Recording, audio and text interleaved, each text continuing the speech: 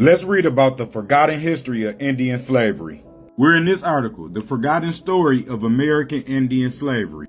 When Americans think of slavery, our minds create images of Africans inhumanely crowded aboard ships plying the middle passages from Africa, or of blacks stopped to pick cotton in the southern fields. We don't conjure images of American Indians chained in coffles and marched to ports like Boston and Charleston and then shipped to other ports in the Atlantic world. Yet Indian slavery and the Indian slave trade were ubiquitous in early America. Ubiquitous or ubiquitous, present, appearing, or found everywhere. From the Atlantic to the Pacific and from the Gulf of Mexico to Canada, tens of thousands of American native peoples were enslaved, many of them transported to lands distant from their homes. Our historical mythology posits that American Indians could not be enslaved in large numbers. Treatment and status of the enslaved vary greatly from group to group. War captives provided most slaves. The numbers are difficult to calculate, but I estimate that 30,000 to 50,000, perhaps more, American Indians were exported from Charleston. Thousands more were exported from ports like Boston and Salem, and on a much smaller scale by the French from New Orleans. Native American slavery in a global context, Christina Snyder. In 1495, Christopher Columbus shipped 550 Caribbean Indians to Spain. In the cramped quarters of Columbus caravels, 200 of them died, and the survivors were sold as slaves. To attract potential Spanish buyers, Columbus drew on his experience in the African slave trade, claiming that Indian slaves would be more valuable than black slaves from Guinea. Over the next 4 centuries, millions of indigenous people of the Americas shared the fate of these Caribbean Indians. They were enslaved too. Indians were enslaved over the next 400 years. Indigenous slavery in the 16th and 17th century America. Until recently, histories of slavery in colonial America and the United States has emphasized the conflict between Europeans and Africans. However, Americans do not know that most of those enslaved by Europeans in the Americas prior to the 1700s were indigenous people. European colonial powers appeared in the Americas and the future United States in the late 15th and early 16th centuries. Spanish law prohibited enslavement of indigenous people as early as 1526. However, issuing orders at the court of King Charles V in Spain and then enforcing them in far-off colonial strongholds were different matters. Evidence exists that the Spanish conquistadors and explorers kidnapped and enslaved native people in the southwest and southeast area, of the future United States, now known as Arizona, New Mexico, Texas, and Florida. And we talking about Florida, we talking about from what today is Florida all the way over to the Mississippi River, all the way up to what you call the Chesapeake Bay. All that was called Florida at one point. Indigenous slavery in Spanish colonial America. Examples include Conquistador Hernando de Soto, who kidnapped and carried 2 Florida Indians to Cuba in the late 1530s to train them as interpreters for future expeditions in which they explicitly intended to enslave indigenous people.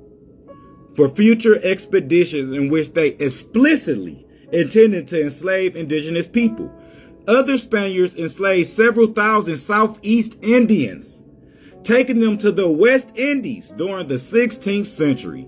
In 1599, as a result of war, the Spanish governor of New Mexico sentenced Acoma captives to 20 years of slavery.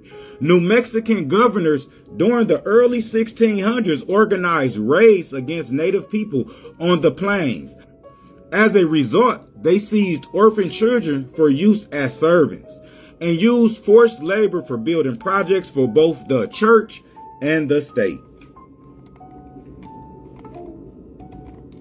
Indigenous slavery in French colonial America. The regular enslavement of native people among the French colonial interests developed in what is now called Louisiana and along the Mississippi River Valley in areas now known as Illinois and farther north. When the French began to colonize the Gulf Coast around the 1700s, it was reported by Nicolas de La Salle, commissary to the colony at Old Mobile, that the Frenchmen from Canada were encouraging wars between tribes further north to obtain slaves to sell in Louisiana. The 1708 census of Louisiana tabulated 80 enslaved Native Americans out of 279 people counted, with the French settlements. In the Illinois census of 1725, 66 enslaved Native Americans were enumerated in French Illinois settlements. Indigenous slavery in colonial New England. Indigenous servitude was not limited to Spanish and French colonial America. Travelers' accounts, court records, newspapers, and diaries from diverse British colonial regions in North America verify that Native people were enslaved even before English colonies were created. Historian Margaret Ellen Newell has found that before the English planted colonies in New England, capture and enslavement of Indians marked the earliest contact between English projectors and the native inhabitants.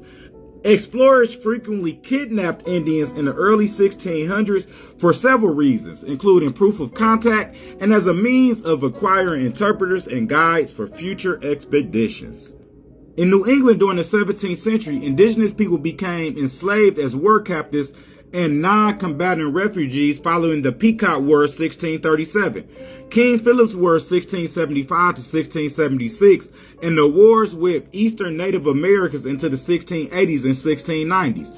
Newell documents that after the Pequot War, captured non-combatant Native women and children were divided as booty among the victors, who then either kept them as servants or then took them to Boston, selling them for export in the Atlantic and Caribbean slave trade.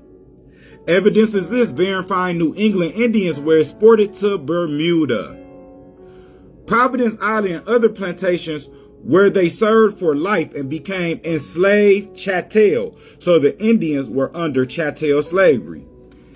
In what is currently known as Massachusetts, Native captives were given to soldiers as payment for wartime services after the King Philip's War.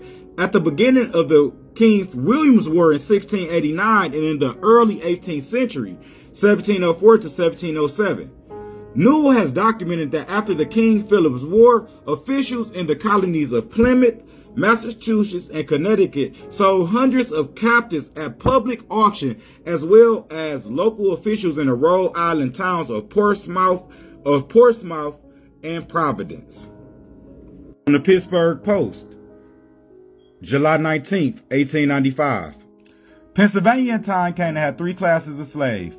First, Indian slaves. Second, white bond servants. And third, Negro slaves. The first class we would naturally not expect to find in a colony founded by Penn, who held the rights of the red man so sacred. In 1705, the legislature passed a law to prevent the importation of Indian slaves. They were brought into the colony from the Carolinas and other colonies. No Pennsylvania Indians were enslaved. Some of the leading men of the province had Indian slaves, and the practice did not cease to exist until the Act of 1705 was supplemented by other and more stringent laws. Indian slaves were held to be dangerous. For that reason, Massachusetts, the Carolinas, and other colonies sold most of the Indians captured in war to the West Indies.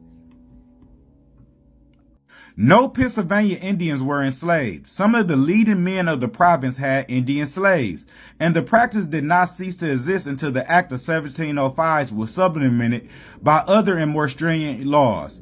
Indian slaves were held to be dangerous. For that reason, Massachusetts, the Carolinas, and other colonies sold most of the Indians captured in war to the West Indies.